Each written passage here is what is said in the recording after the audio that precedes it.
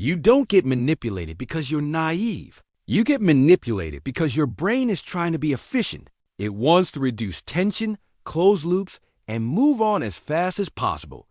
And that instinct, the one that usually helps you function, becomes the exact point where manipulation slips in. Because not every question is designed to understand you. Some questions are designed to redirect you.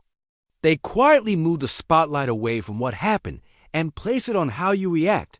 And once that shift happens, the entire conversation changes direction without you noticing. You walk in trying to address something real, something concrete. But somehow you end up explaining your tone, your feelings, your intentions. And by the time you realize it, the original issue is gone, replaced by a version of the story where you are the one being examined. This is not random. This is a pattern. And most people miss it because it feels like a normal conversation. There is no obvious aggression, no clear conflict, just a few simple questions that seem harmless on the surface, but create just enough confusion to pull you off track.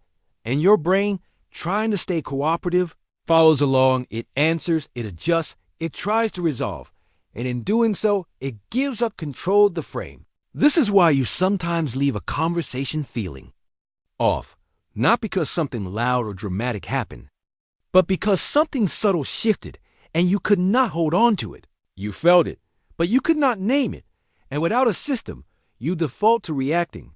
And reaction is exactly where manipulation works best. This is not about becoming suspicious of everyone.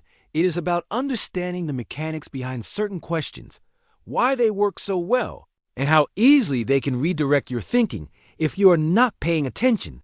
Because once you see the pattern, once you recognize the shift, as it happens, the conversation slows down, the confusion disappears, and the performance stops working the way it used to. Most people think these situations happen because they are not confident enough or not assertive enough, but the real issue is not personality. It is structure. You walk into a conversation expecting a straight line. You bring up something specific, something that happened, and in your mind, the path is simple. Event leads to explanation. Explanation leads to resolution. But the moment the other person introduces a question that does not address the event, that structure breaks now instead of one clear line. You are dealing with two directions at once. What happened and why you are reacting the way you are. And your brain is not designed to hold both efficiently under pressure. So it chooses the easier path. It starts explaining you instead of examining. This is where the shift happens, and it happens quietly. You do not notice it as a mistake. You experience it as a need to clarify yourself. Another layer is emotional discomfort. Most people are wired to avoid escalating tension, so when a question carries even a small hint of judgment, like questioning your tone or your trust, your system tries to smooth things out. You soften your stance, you add context, you try to sound reasonable, and in doing that, you slowly move further away from the original point. This is why you end up in conversations where nothing gets resolved, not because you lack logic, but because the environment keeps pulling you away from it. Over time, this creates a pattern. You start important conversations with clarity, but you leave them with self-doubt, replaying what you said, wondering if you overreacted, questioning your own perception. And the more this repeats, the more your brain learns to prioritize harmony over truth, not because it is better, but because it feels safer in the moment. The real problem is not that you cannot handle difficult conversations. It is that the structure of those conversations is constantly being reshaped. And without a system to recognize that shift, you will keep adapting to it without realizing what you are losing each time. The shift begins with a simple realization. Not every question deserves an answer. And more importantly, not every question is actually a question. Some are tools. They look like curiosity on the surface, but their function is control. Once you see this, the confusion starts to fade because you stop focusing on the words and start observing the direction. A real question moves the conversation closer to clarity. It reduces noise. It helps both sides understand what actually happened. But a manipulative question does something different. It introduces noise. It changes the target. It takes something concrete and turns it into something abstract. And the moment you follow that abstraction, you lose your footing. This is the pattern. You bring up an action. They respond with a question about your reaction. And if you answer it directly, you have already stepped into a different frame. One where you are now responsible for explaining yourself instead of examining the situation. The realization is not emotional. It is structural. You are not losing because you are wrong. You are losing because you are playing the wrong game. And once you see that, you stop rushing to respond. You allow a small pause, just enough to ask yourself one thing. What is this question trying to do? Is it helping us understand what happened? Or is it pulling me away from it? That single moment of awareness is enough to break the automatic loop. Because without that pause, your brain defaults to completion. It wants to answer, to resolve, to move forward. But with that pause, you regain choice. You can decide whether to engage or to redirect. And that is the turning point, not becoming more aggressive, not speaking louder, but seeing clearly. Because once you see the function behind the words, the performance loses its effect, and what used to feel overwhelming becomes predictable, almost mechanical, something you can navigate instead of something you react to. You don't need a complex strategy. You need a simple system you can apply in real time without thinking too much. Because in these moments, your cognitive load is already high, so the system has to reduce effort, not add more. Use this 3-step structure. First, detect the shift. Every time a question appears, do not answer immediately. Instead, ask yourself one quiet question.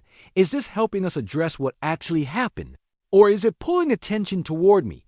If it pulls toward you, your tone, your feelings, your trust, your reaction, then label it mentally as a shift. That label alone creates distance. It stops the automatic response. Second, anchor the frame. Do not follow the new direction. Bring it back calmly, without emotion, without explanation. A simple line is enough. We can talk about that, but let's stay with what happened first. This is not confrontation. This is structure. You are not rejecting the question. You are sequencing the conversation. You decide what comes first.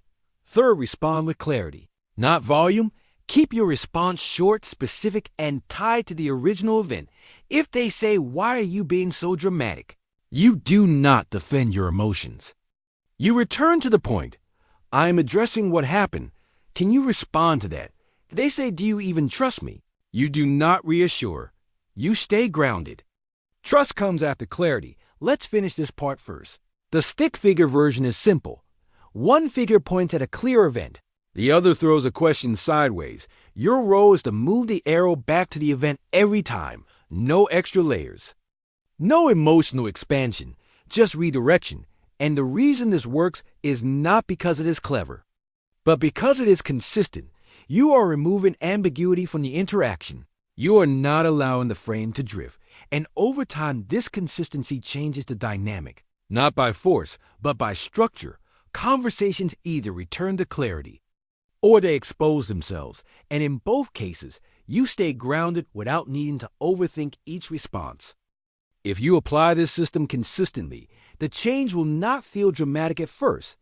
It will feel quieter, but more stable. Conversations become shorter because they stay on track. You spend less time going in circles, less time explaining things that were never the real issue, and more time addressing what actually matters. Over time, you notice a shift in your energy, not because life becomes easier, but because you stop leaking attention into conversations that have no structure. One of the first changes is mental clarity. You replay conversations less because there is less unresolved tension.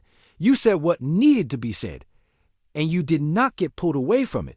Another change is emotional stability. You stop second-guessing yourself after every interaction because you are no longer reacting in the moment and reflecting later.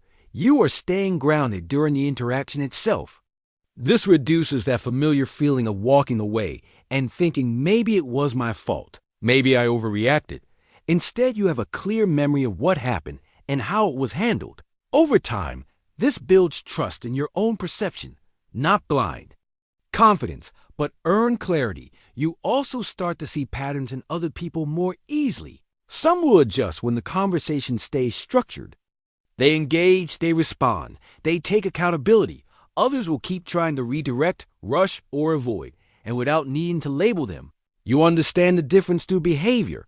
This naturally filters your environment, not through confrontation, but through repeated clarity. You engage less in conversations that drain you, and more in ones that move forward. The long-term effect is not that you win more arguments. It is that you need fewer of them because the structure either holds or it breaks early. And that saves time, energy, and attention, which are the real resources being protected here. This is where consistency matters more than intensity. You do not need to execute this perfectly every time. You just need to return to it often enough that it becomes your default small corrections, repeated across many interactions, quietly reshape how people engage with you, and more importantly, how you engage with yourself.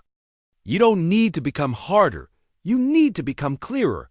Most manipulation does not rely on strength.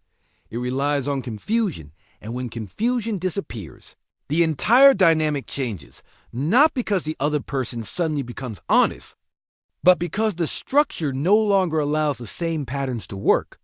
The next time a question makes you feel slightly off, resist the urge to respond immediately. Give yourself a second, not to think of a perfect answer, but to understand what the question is doing. That small pause is enough to shift you out of reaction and back into awareness. And from there, everything becomes simpler. You either continue the conversation with clarity, or you see that it was never about clarity to begin with, and both outcomes are useful because they give you information instead of confusion. You are not trying to control people. You are maintaining your position, and that alone changes how interactions unfold over time. You don't need a new personality. You need a system that protects your attention and keeps conversations grounded in reality. Because once your attention stays in the right place, most problems lose their complexity. If you have seen yourself in this pattern before, just comment system, not as a signal to others, but as a reminder to yourself that you are choosing structure over reaction. And if you want to keep refining this without forcing intensity or pretending to be someone else, subscribe each week. We adjust one small part and let it compound quietly, because your life does not change in one moment, but one clear moment, repeated often enough, can change how everything else unfolds.